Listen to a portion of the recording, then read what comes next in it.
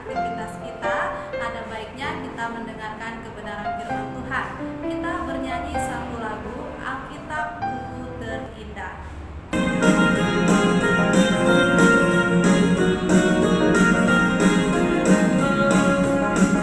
Hai kawan, tahukah kamu ada buku yang indah dan menakjubkan, buku yang berisi kebenaran. Alkitab itulah namanya, Alkitab buku terindah, surat cinta dari Tuhan untukku dan untukmu dan semua orang. Alkitab buku terindah, ceritakan keselamatan karya Tuhan Yesus yang mulia.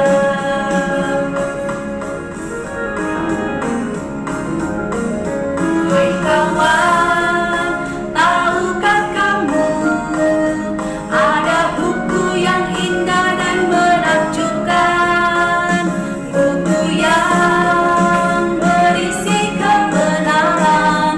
Alkitab itulah namanya, Alkitab buku terindah, surat cinta dari Tuhan untukku dan untukmu dan semua orang. Alkitab buku terindah, ceritakan keselamatan karya Tuhan Yesus yang mulia. Alkitab buku terindah, surat cinta dari Tuhan untukku dan untukmu dan semua orang. Alkitab buku terindah, ceritakan keselamatan karya Tuhan Yesus yang mulia.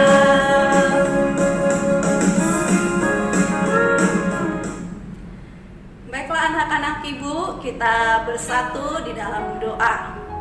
Bapa di dalam surga yang kami kenal di dalam nama Tuhan Yesus Kristus, tak henti-hentinya Tuhan kami mengucapkan rasa terima kasih kami atas kebaikan Tuhan di dalam kehidupan kami.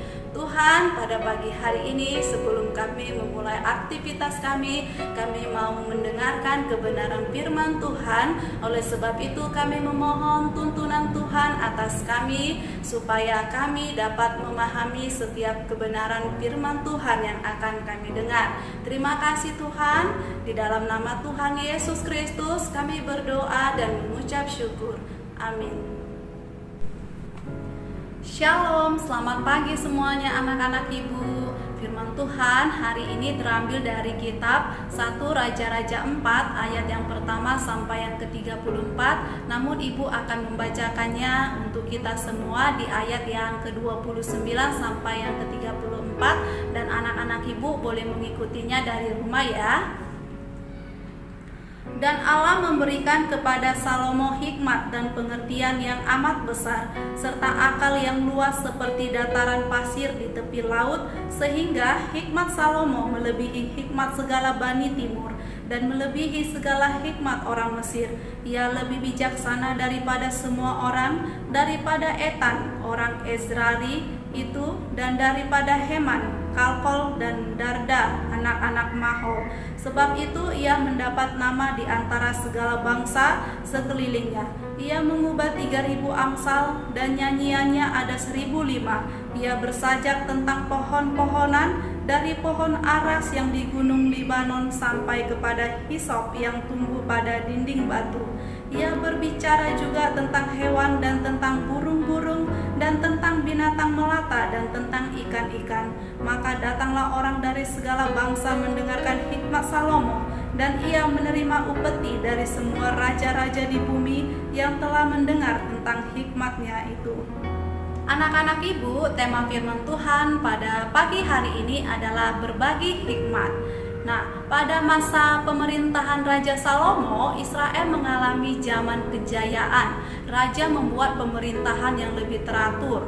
Maka penulis kitab 1 Raja-Raja mencatat orang Yahudi dan orang Israel jumlahnya seperti pasir di tepi laut. Mereka makan dan minum serta bersukaria, negara dalam keadaan aman dan makmur. Nah, anak-anak ibu, penulis menyatakan bahwasanya untuk persediaan makanan di istana dibutuhkan sebanyak 5.000 liter tepung halus dan 10.000 liter tepung kasar, belum lagi dengan kebutuhan daging perharinya. Tak sekedar makmur, ternyata penulis menyatakan bahwa kerajaan-kerajaan di sekitar Israel menyampaikan upeti sebagai tanda ketaklukan mereka kepada Salomo. Nah, itu berarti Israel pada masa Salomo dihormati juga ditakuti oleh banyak bangsa.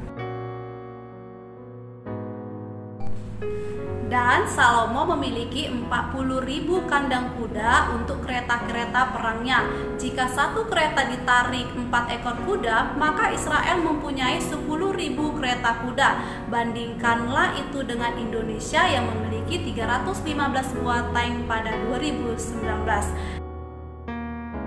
Nah, anak-anak ibu, namun di atas semuanya itu penulis mencatat bahwa Allah memberikan hikmat dan pengetahuan yang luar biasa kepada Salomo. Dan hikmat itu yang membedakan Raja Salomo dengan raja-raja yang ada pada masa itu, sehingga banyak orang datang untuk belajar dari Raja Salomo.